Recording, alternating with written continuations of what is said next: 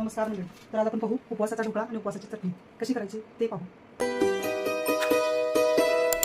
नको चंद्र तारे फुलांचे पसारे, जिथे मी रुसावे तिथे तू असावे.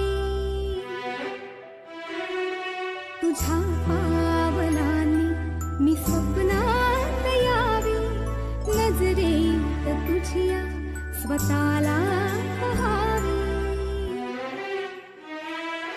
जिथे सावली दूर जाते जराशी, तिथे हात तू हाती घेशील ना, मला साथ देशील. स्पंजी झालेला आहे आणि उपवासाची चटणी खूप सुंदर झाली आहे.